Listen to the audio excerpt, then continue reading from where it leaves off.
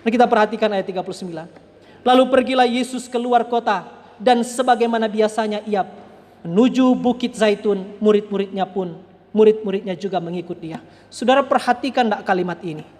Lalu pergilah Yesus keluar kota, dan sebagaimana biasa. Artinya apa?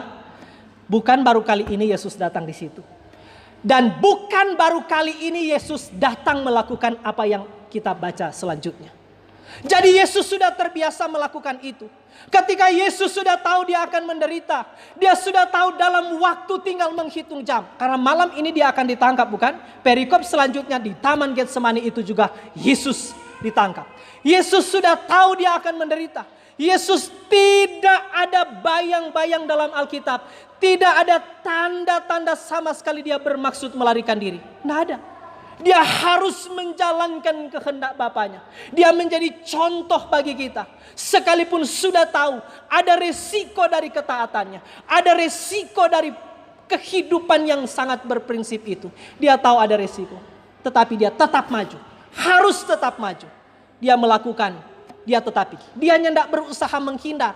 Boleh dong dia pergi di tempat lain, berdoa di tempat lain yang misalnya Yudas tidak tahu. Artinya apa? Ayat ini bilang, dorang so biasa pergi situ, jadi Yudas juga pasti tahu.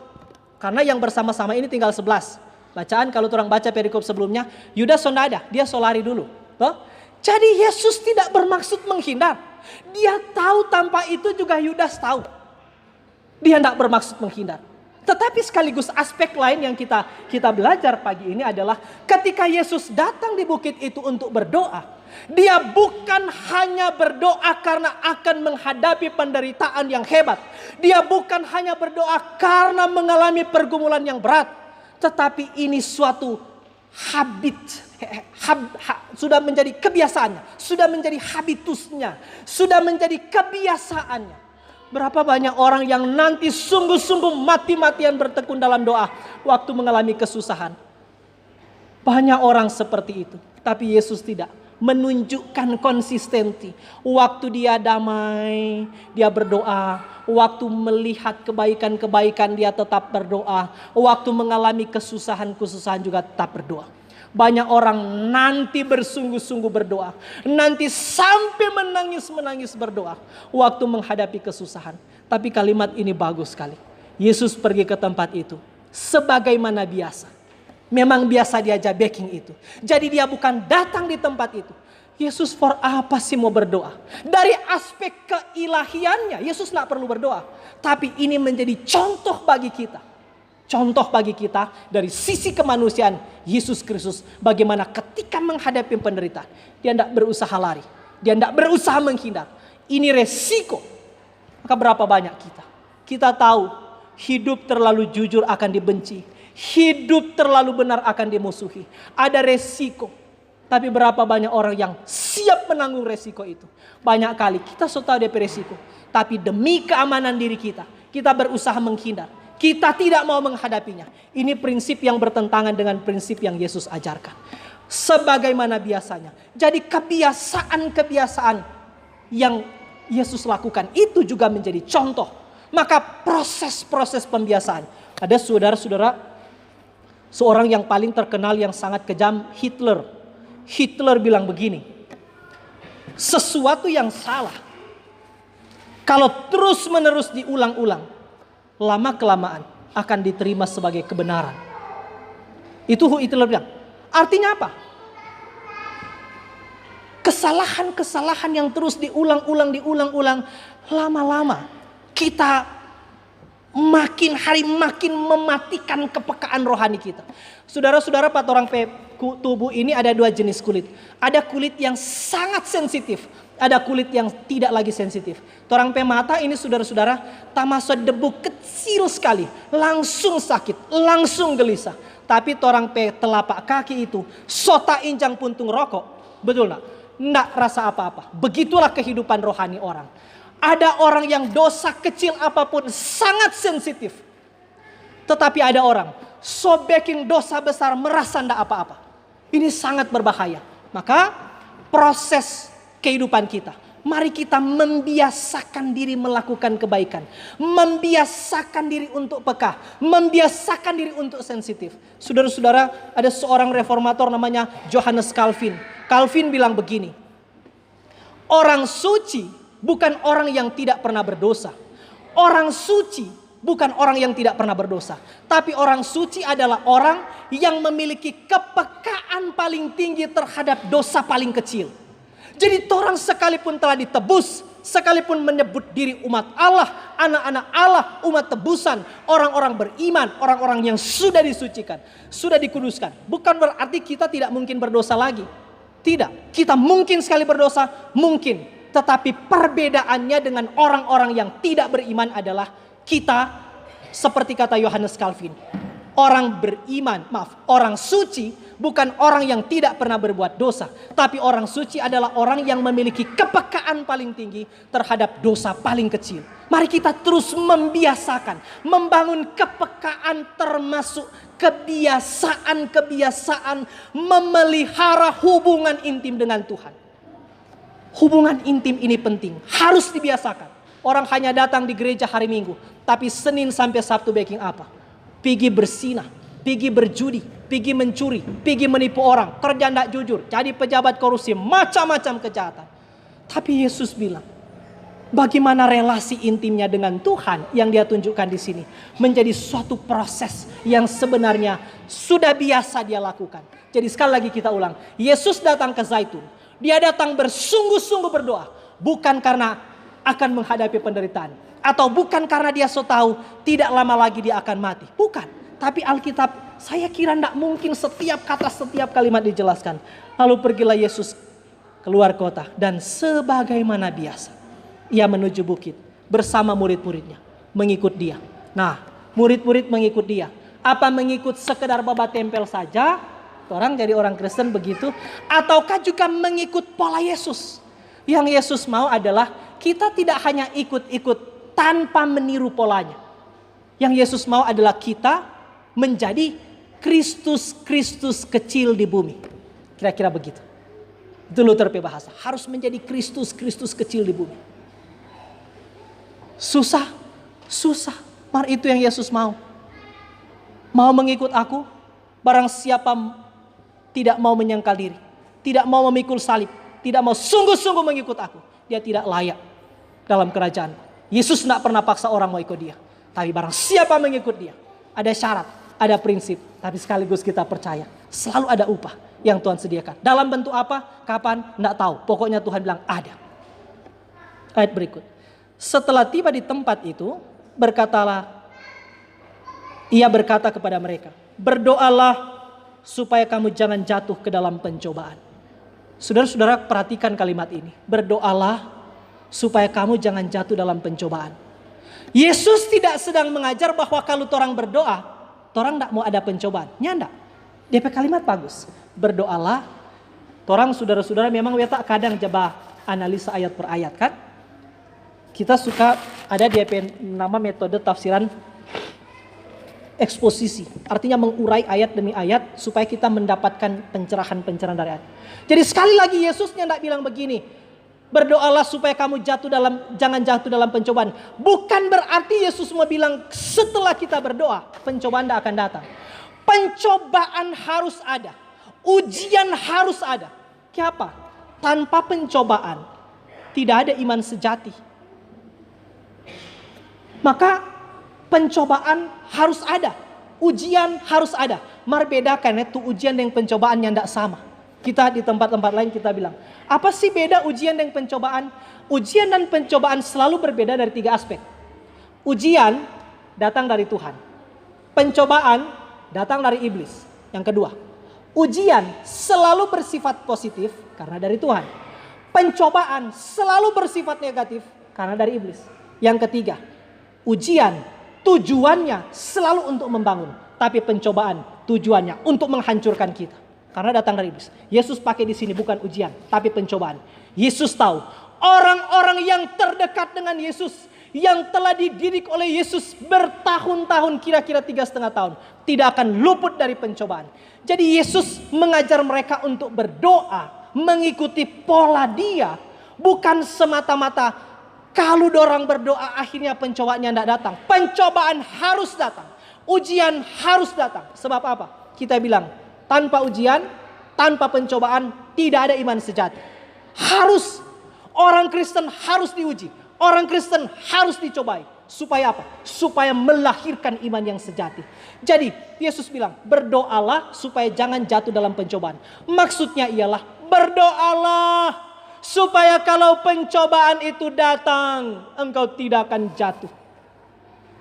Pencobaan harus datang. Tidak mungkin tidak akan datang. Dia harus datang dalam bentuk apapun. Sehebat apapun kita, setinggi apapun iman kita, tidak mungkin tidak ada pencobaan. Misalnya saudara-saudara ada anak sekolah. Dari SD kelas 1 sampai SMA kelas 3 juara 1 terus. Juara 1 terus. Lalu kepala sekolah bilang begini, anak-anak bulan depan kita ujian akhir nasional. Ujian nasional. Jadi berusaha jaga kekuatan, jaga kesehatan, belajar baik-baik. Semua harus. Yang nyanda ikut ujian, nyanda lulus. Boleh enggak? Tuh anak yang juara 1 terus. Dari kelas 1 SD sampai SMA kelas 3 juara 1 terus. Boleh enggak dia bilang begini, Encik nen tahu sok kita pandai. Encik enggak tahu kita dari kelas 1 sampai sekarang juara 1 terus. Enggak usah ujian kita pandai kok. Langsung kasih kita ijazah. Ada enggak guru bilang, oh iya Kang, kenapa nak ijazah enggak usah ujian? Enggak ada. Encik bilang pi cari sekolah lain. Harus diuji. Siapa kita? Meminta hak istimewa. Siapa kita meminta hak istimewa di hadapan Tuhan? Anak Allah Yesus Kristus pun tidak luput dari ujian. Yesus Kristus pun tidak akan lolos dari pencobaan. Tidak mungkin tidak akan ada pencobaan. Maka seperti Yesus harus menghadapi pencobaan. Bedanya adalah Yesus selalu menang waktu dicobai. Tapi Yesus memberi pengharapan kita. Sebagaimana dia menjadi anak Allah, sungguh-sungguh menjadi manusia, dia menang dalam pencobaan. Maka kita juga berarti memiliki pengharapan. Selama kita mengikut Kristus, cobaan sebesar apapun, kita dimampukan untuk menang. Amin. Maka Yesus bilang berdoalah supaya kalau pencobaan itu datang engkau tidak jatuh. Di dalam perjanjian lama ada satu contoh yang paling konkret. Waktu keluarga Ayub dicobai. Waktu keluarga Ayub diuji. Ayub itu saudara-saudara orang yang mengalami dua hal yang sama di waktu yang sama. Datang ujian dari Tuhan, datang pencobaan dari iblis. Tapi setelah mereka menghadapi ujian dan pencobaan, istri Ayub jatuh. Ayub, dia tetap bertahan. Sehingga waktu datang kesusahan yang hebat itu apa Ayub bilang? Itu ayat yang paling terkenal. Selalu orang kutip apalagi kalau ada orang mati. Tuhan yang memberi, Tuhan yang mengambil. Terpujilah nama Tuhan. Semua ini kok Tuhan dah kasih. Ya kalau Tuhan mau ambil ulang terserah. Biarlah Tuhan dipuji. Apa Ayub bilang? Ayub istri bilang, hei Ayub, masihkah engkau setia kepada Tuhanmu? Lihatlah kesusahanmu, lihatlah penderitaanmu. Percuma engkau beriman kepada Dia. Percuma jadi majelis, percuma jadi orang suci, percuma tiap hari minggu gereja. Percuma tiap hari berdoa. Percuma tiap hari pergi ibadah. Lihat apa yang Anda peroleh. Kutuklah Tuhan. Kira-kira begitu. Tapi Ayub bilang apa? Kau berbicara seperti orang yang tidak waras. Apakah kita hanya mau menerima yang baik dari Tuhan tapi kita tidak mau menerima yang buruk dari Tuhan? Istri Ayub menjadi contoh orang yang jatuh waktu dicobai. Iblis berusaha waktu datang pencobaan. Selalu dia bermaksud menghancurkan iman kita. Selalu dia memberi cobaan supaya kita mengutuk Allah. Tapi Ayub tidak. Di dalam penderitaan itu dia tetap mempermuliakan Allah. Maka sekali lagi ayat-ayat ini bagus. Berdoalah saudara-saudara. Tekunlah berdoa. Kalau kita berdoa, bukan supaya cobaan itu tidak datang. Dia akan datang. Tapi Yesus bilang supaya kalau dia datang, dia tidak akan jatuh. Kemudian ayat 41, kemudian ia menjauhkan diri dari mereka kira-kira sepelempar batu jaraknya. Lalu ia berlutut dan berdoa katanya, ya Bapakku, jikalau engkau mau, ambillah cawan ini daripadaku. Tetapi bukanlah kehendakku, melainkan kehendak-Mu yang jadi. Saya percaya Bukan hanya ini kata-kata Yesus di doa. Hanya penulis Injil Lukas memberi penekanan yang penting sekali. Inti, bobot terpenting yang diberi perhatian dari doa Yesus ini, kalimat yang pendek sekali ini. Dia berdoa. Jadi seperti di sini terjadi perbedaan visi. Sepertinya terjadi perbedaan hasrat. Allah Bapa sudah merencanakan keselamatan. Tapi ketika mengerjakan keselamatan itu dalam diri Yesus Kristus, seolah-olah sekarang mulai datang gejolak. Saya kira Yesus tidak bermaksud menolak apa yang sudah ditetapkan oleh Bapa di sorga. Saya kira Yesus waktu berdoa, ya Bapa, bagi Engkau tidak ada yang mustahil. Kalau boleh ambillah cawan ini. Cawan di dalam seluruh Alkitab selalu atau banyak kali berbicara tentang murka Allah, penderitaan, kesusahan, keterputusan hubungan dengan Allah. Jadi saya kira Yesus waktu bilang, ambillah cawan ini daripada aku ya Bapa. Saya kira Yesus tidak bermaksud untuk menolak penderitaan itu. Yesus tidak bermaksud menggagalkan rencana Allah. Tetapi ini betul-betul Yesus dalam posisi sebagai manusia. Kita melihat betapa sedihnya, betapa susahnya, betapa sengsaranya, betapa tertekannya Yesus Kristus. Sampai dia merasa betul-betul ini suatu beban yang sangat berat. Ini murka terlalu berat. Tetapi dia mau tolak, enggak. Waktu dia bilang, Bapa, kalau boleh ambil cawan ini. Tapi jangan kehendakku yang jadi, kehendakmu lah yang jadi. Ini mengajar kita apa? Kita boleh berdoa minta apa saja kepada Tuhan, boleh. Tetapi ini keunikan doa-doa Kristen. Selalu saja orang Kristen setelah selesai berdoa harus tetap mengakhiri kalimat doa itu. Bukan kehendakku yang jadi, kehendakmu lah yang jadi. Orang, saya tidak tahu kalau kita berdoa sangat berambisi, sangat berhasrat, dan kadang-kadang sangat memaksakan kehendak kita kepada Tuhan. Belajar dari Yesus. Boleh minta apa saja, minta. Tapi Tuhan bilang, mar bukan kehendakmu kehendak Bapa yang harus jadi. Maka orang harus berdoa dengan penuh kerendahan. Doa bukan untuk mengubah Tuhan. Doa untuk mengubah kita. Doa bukan untuk memaksakan keinginan kita kepada Tuhan. Tapi doa meminta supaya kehendak Tuhanlah yang jadi dalam hidup kita. Maka hati-hati berdoa. Orang setiap berdoa, sepanjang apapun doa, kita kira memang Yesus sudah berdoa panjang. Karena itu setelah dia balik, dia punya murid-murid data sono, bukan? Tidak mungkin cuma kalimat ini. Tapi penekanan dan pengajaran dari bagian ini menjadi contoh bagi kita. Silakan doa. Nangis sambil doa pun tidak apa-apa. Sambil bertekuk lutut pun doa tidak apa-apa. Tetapi selalu saja bilang, Tuhan, bukan kehendakku yang jadi, kehendakmu lah yang jadi. Itu yang Yesus ajar juga di doa Bapa kami.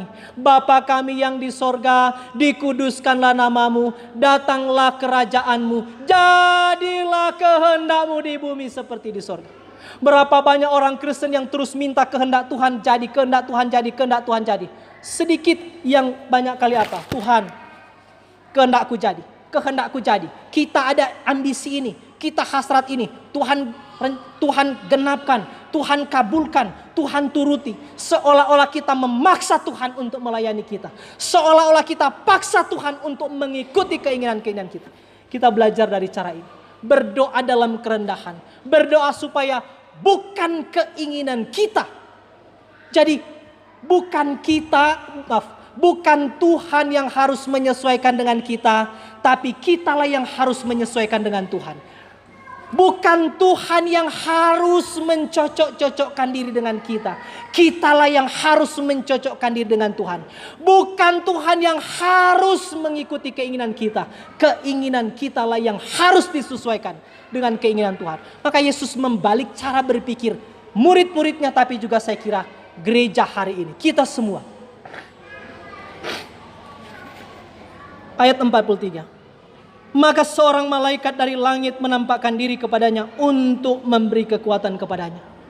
Di dalam kesengsaraan yang hebat, di dalam tekanan secara psikologi kemanusiaan itu, apa Allah tidak dengar doa? Kalau Yesus sebagai Tuhan, dia tidak perlu berdoa. Betul tidak? Yesus sebagai Tuhan tidak perlu berdoa. Tetapi dia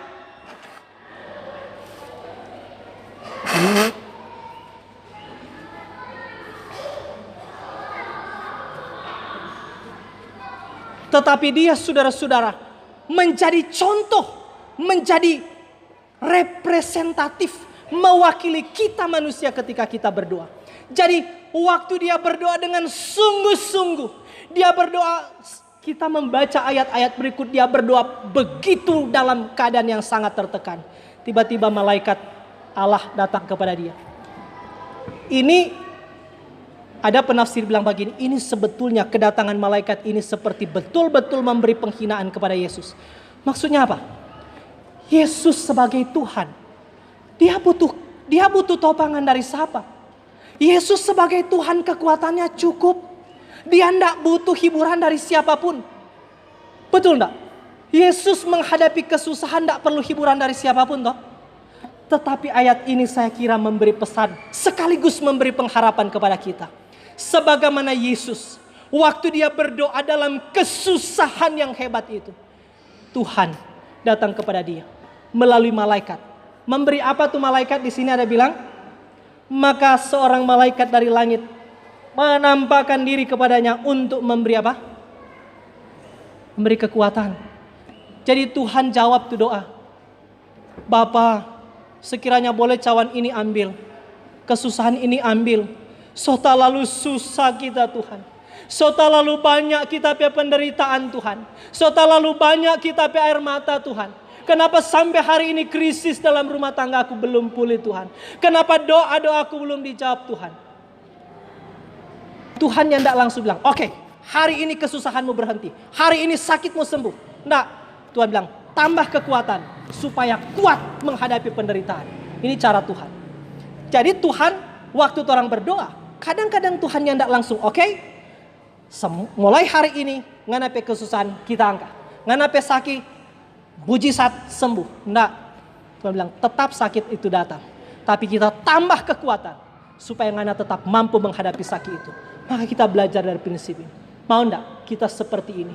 Tuhan memberikan perhatian, Tuhan menjawab, Tuhan peduli dengan doa-doa yang terus-menerus dinaikkan dengan sungguh-sungguh. Malaikat datang memberi kekuatan. Dan ini membuktikan bahwa ketika kita berdoa mati-matian, pertolongan Tuhan selalu datang tepat pada waktunya. Amin. Maka jangan berhenti berdoa. Ini saya kira sekali lagi, Yesus sebagai Tuhan, dia tidak butuh kekuatan dari siapapun. Tapi sebagai manusia, di sini dia mewakili kemanusiaan kita, sekaligus memberi pengharapan kepada kita manusia. Waktu kita berdoa, Tuhan mendengarkan doa-doa kita. Sekalipun mungkin, cara Tuhan menjawab doa kita, cara Tuhan menyelesaikan masalah kita, bukan menurut hasrat kita. Tapi Tuhan bilang, penderitaan ini belum dicabut, tapi kita tambah kekuatan supaya engkau mampu menghadapi penderitaan itu. Maka begitulah cara kita membangun spiritualitas kita, relasi kita dengan Tuhan. Lalu ayat berikut. Maka ayat 44, ia sangat ketakutan dan makin bersungguh-sungguh berdoa. Peluhnya menjadi seperti titik-titik darah yang bertetesan ke tanah. Harusnya Kang, coba lihat DP urutan Bapak Ibu Pak Sabar Sadik ya. Kita suka supaya orang belajar. Orang belum tak biasa di cara begini. Terlalu lama. Tapi kita yakin, latih. Kerohanian itu mesti dilatih. Karena kalau ndak jalati, lama-lama kerohanian kita kering. Kita sota biasa dengar khotbah pendek-pendek. Panggil jatuh pendeta sana. Kalau ada ibadah toh. Pendeta sana jatuh bagus. Siapa? Aduh dia kalau khotbah cuma pendek-pendek. Jadi yang orang ingat dia pendek. Bukan dia bobot. Panggil sana tuh pendeta sana mau KKR. Siapa? Dia kata banyak cerita lucu. Aduh kita bilang ini mau dengar khotbah atau cerita lucu. Kita pernah orang panggil. Pendeta boleh kok mau pimpin KKR? Boleh. Kong? Mar boleh kok pendeta kasih akang ilustrasi supaya jemaat hidup. Dia bilang jadi ngoni mau suka dengar kita cerita lucu atau firman? Kalau mau dengar cerita lucu ndak usah panggil Hamilasut. Panggil Sule sekalian. Panggil Tukul. Iya toh? Tapi juga banyak kita sudah terbiasa itu, tergoda. Aduh khotbah yang bagus itu kalau pendek, yang kedua banyak cerita lucu. Saya bilang enggak boleh. Bukan kehebatan kita yang mengubah iman orang. Bukan kefasih lidahan kita yang merubah spiritualitas orang, tapi firman Tuhan. Amin. Maka firman yang harus dikedepankan. Karena itu Paulus bilang, Injil adalah apa? Kekuatan Allah. Jadi Allah boleh merubah orang. Saudara-saudara, kita pernah dengar satu kalimat dari Stephen Tong bilang begini, Tuhan sebenarnya tidak butuh orang. Oranglah yang butuh Tuhan. Maka jangan kira orang berusaha memenangkan hati orang dengan mengandalkan kefasih lidahan kita. Tidak. Tapi yang merubah orang apa? Firman. Maka firman terus, firman terus, firman terus, firman terus.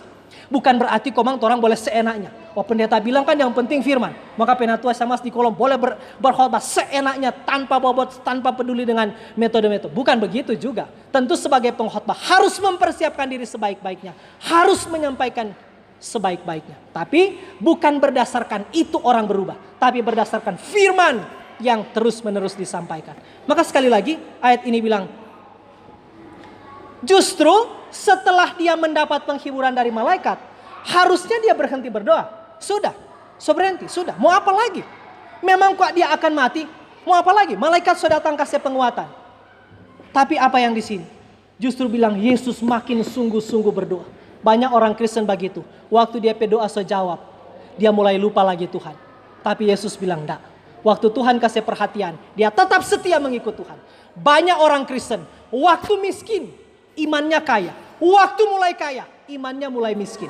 Kita ulang ini kalimatnya. Banyak orang Kristen, waktu masih miskin, imannya kaya. Waktu mulai kaya, imannya mulai miskin.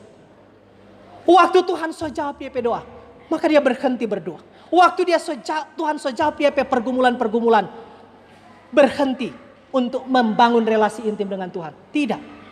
Entahkah Tuhan jauh, entahkah Tuhan belum jawab, tetap setia, tetap konsisten, tetap memelihara hubungan intim dengan Tuhan. Yesus memberi contoh.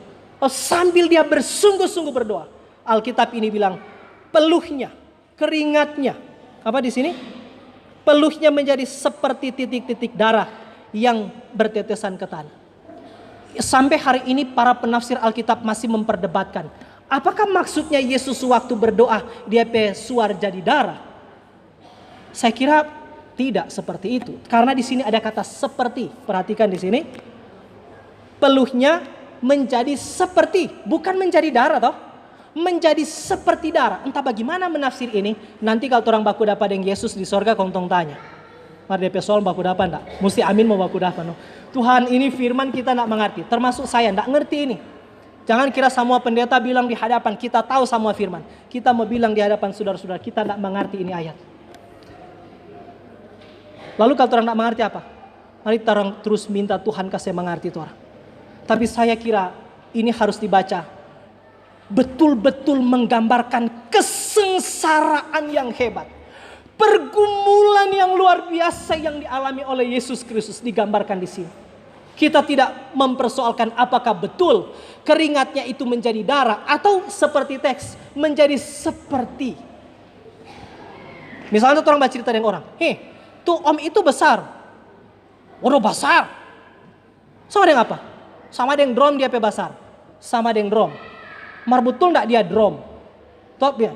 Itu om itu besar sama dengan drum. Sama dengan drum maksudnya drum tuh om. Nyanda dia tetap orang. Cuma ibarat.